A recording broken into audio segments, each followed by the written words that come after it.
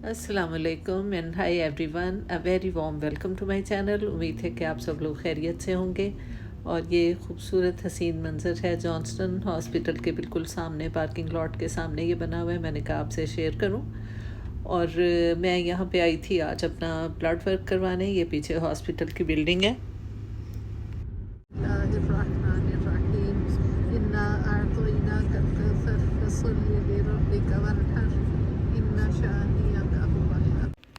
इन्ना शानिया का हुआ अबतर। और इस वक्त हम जा रहे हैं अपार्टमेंट।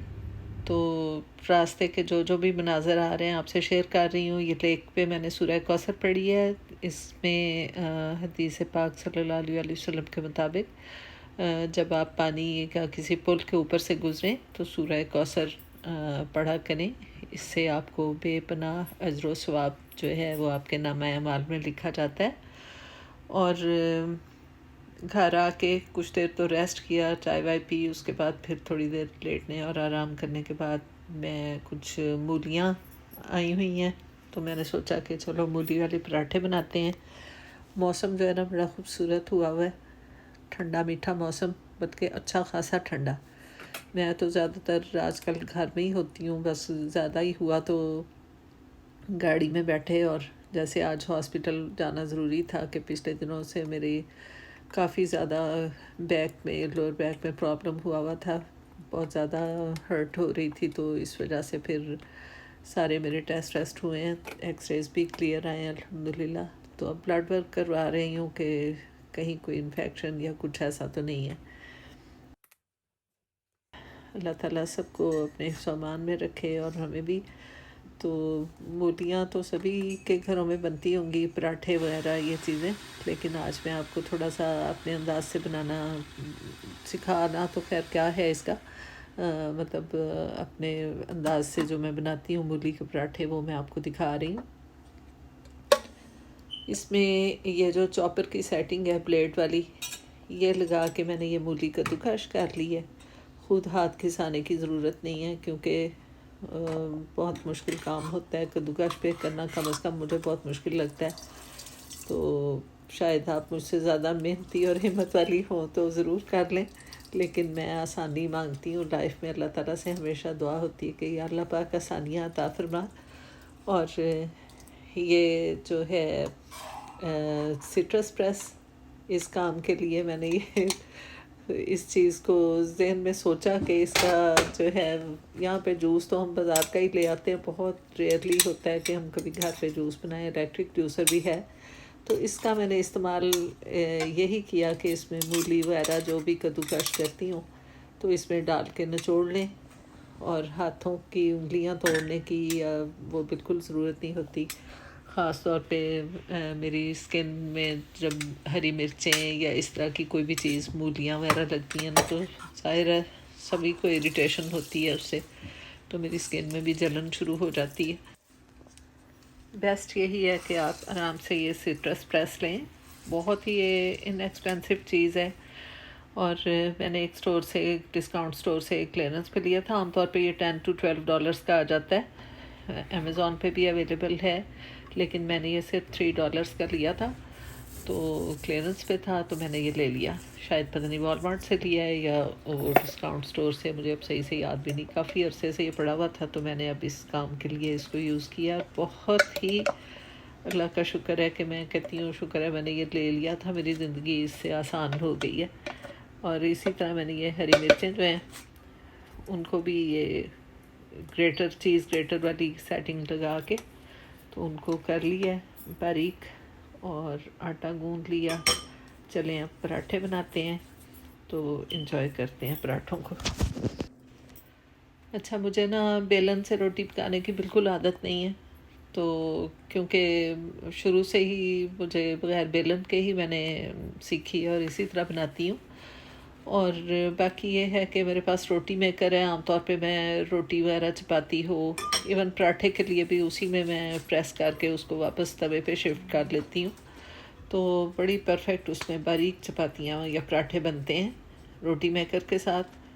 तो लेकिन ये जो फिलिंग वाले पराठे होते हैं ये मैं उसके अंदर नहीं डालती, क्योंकि प्रेस करने से कुछ ना कुछ जूस अगर से बहुत मैंने इसको अच्छे से जूस निकाला हुआ है, लेकिन जब मूली में मसाले या नमक वगैरह डलता है तो थोड़ा बहुत पानी फिर भी रिलीज़ होता है, क्योंकि और चीज़ें भी हम डालते हैं, धनिया, सब्ज़ धनिया वगैरह, ये सब चीज़ें, हरी मिर्चें, उनका भी जूस होता है। तो इसलिए मैं फिर एक आध दफ़ा मैंने ट्राई किया था रोटी मेकर में, तो साइडों से ना फिर वो पानी सा ऐसे पराठों के एंड पे स्क्वीज़ हो रहा था, तो पराठे की शेप भी नहीं इतनी मतलब परफेक्ट आई थी। तो फिर मैंने सोचा कि इस तरीके से मैं बना लूँ, और हाथ से ही बनाती हूँ और बहुत अच्छे पराठे बन जाते हैं। तो आके काफ़ी देर हम लोगों ने रेस्ट किया था, अगर ये नाश्ते का आइटम है, लेकिन हम लोग इसको लंच में खाएंगे, क्योंकि सुबह सुबह तो आज मेरी अपॉइंटमेंट के सिलसिले में जल्दी में निकले थे, तो मुझे फास्टिंग के साथ जाना था।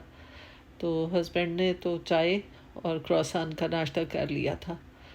तो मूलियाँ मेरे पास ली हुई थी एक दिन पहले की, तो मैंने सोचा कि चलो इस बेशक भाग दौड़ है, तो अब जाके इसको लंच में बना लेंगे, और साथ बनाऊंगी अच्छी सी चटनी। और भूख भी बहुत लगी हुई थी, आके थोड़ी बहुत चाय पी थी, फास्टिंग के साथ गई थी ब्लड वर्क के लिए। तो अब जाके मैं ये पराठे खा के तो अपना सारा हिसाब किताब डाइट का भी और सारे दिन की भूख का भी बराबर करूँगी। मैं अपनी रात के खाने की रूटीन जो है वो तो नहीं शेयर करूँगी, क्योंकि वीडियो काफ़ी ज़्यादा लंबी हो जाएगी, और रात का खाना तो मैं मतलब तकरीबन 3-4 बजे ही जाके बनाऊँगी। और बाकी ये कि इस वक्त ये नाश्ता और लंच इकट्ठा हमारा हो गया है, तो इसी को इस वक्त करने के बाद फिर ज़ाहिर थकन भी हो जाती है, बेशक 1 आवर की ड्राइव है, और ज़ाहिर है घर से निकलना, वाइंड अप करना, चीज़ें समेटना, यहाँ लाने के सामान इकट्ठे करने, ये सब करते कराते इंसान को थकन ही हो जाती है। तो फिर आके कुछ देर खाने पीने का बंदोबस्त करके रेस्ट करूँगी, फिर कोई थोड़ी बहुत ही सफाई करके फिर रात के खाने का इंतज़ाम करूँगी। तो वो तो इंशाल्लाह फिर किसी और वीडियो में आप देख लेंगे रात के खाने की। बाकी ये हाफ डे की रूटीन आज मैं आपके साथ शेयर कर रही हूँ। और सर्दियों के दिन है, इतनी जल्दी वक्त गुजर जाता है ना, पता ही नहीं चलता। घर से निकलो ख़ास तौर पे तो उधर दिन चढ़ता है और उधर ख़त्म हो जाता है। बिल्कुल सरे शाम ही अंधेरा शुरू हो जाता है, और उसी छोटे से लिमिटेड टाइम में हमें भाग दौड़ करके सारे दिन के काम करने होते हैं, और फिर आउट ऑफ टाउन चले जाओ तो फिर तो पता ही नहीं चलता। तो बहरहाल ये हॉलीडेज़ हैं, छुट्टियां हुई हैं, रिलैक्सिंग टाइम है, इसलिए कोई वो नहीं रश होता कि भी सुबह उठना है जल्दी और आमना को स्कूल जाना है, या कोई और जो भी मसरूफियत होती है। तो अब उस हिसाब से यहाँ आराम से हम लोग देर से उठेंगे, और आम तौर पे हमारे फिर 2 ही मील्स हो पाते हैं, ब्रंच और डिनर। 7-8 बजे रात भी ऐसे लगता है जैसे बहुत लेट नाइट हुआ है, लेकिन यह है कि बच्चे देर तक जागते हैं, कुछ ना कुछ उनकी एक्टिविटीज़ चल रही होती हैं, कोई मूवी देख रहा है, कुछ कर रहा है, क्योंकि सबको आजकल जॉब वगैरह से भी वेकेशन टाइम चल रहा है। तो लें जी, हमारा पहला पराठा तैयार हो गया। देखें कितने माशाल्लाह बारीक इसके परत हैं, और इस पर मैंने थोड़ा सा देसी घी लगाया है, मतलब बटर लगाया है, ताकि अच्छा सा पराठे में फ्लेवर आ जाए बटर का भी और मज़े का लगे। तो आम तौर पे तो इतना ज़्यादा बटर वगैरह कोई भी नहीं इस्तेमाल करता मेरा ख्याल आजकल के दौर में, लेकिन यह है कि कभी कभी सर्दियों में पराठों के साथ, इस तरह की चीज़ के साथ, या साग वगैरह कुछ भी हो, तो उसके साथ ये अच्छा लगता है। अच्छा, वैसे हम लोग आमतौर पे ना इकट्ठे खाना खाते हैं, लेकिन पराठा हो या ऐसी चीज़ तो मैं कहती हूँ चलें जैसे जैसे उतर रहा है साथ के साथ लेते जाएं और खाते जाएं। मैं आखिर में रह जाऊँगी, तो ज़ाहिर है मुझे भी गरम गरम क्रिस्पी चाहिए पराठा, इसलिए मैं एंड पे खाऊँगी। तो ये देखें चटनी भी साथ कितनी मज़े की बनी है, आप भी ऐसे ज़रूर ट्राई करें। और ये आप सिट्रस प्रेस ज़रूर ट्राई कीजिए मूली निचोड़ने के लिए। आप मुझे दुआएं देंगी, क्योंकि इतनी अच्छी जो मूली है ना वो हाथ से नहीं निचोड़ी जाती, और उंगलियों के जोड़ तोड़ने की क्या ज़रूरत है जब अल्लाह ताला सहूलतें इतनी मामूली प्राइस पे दे रहा है।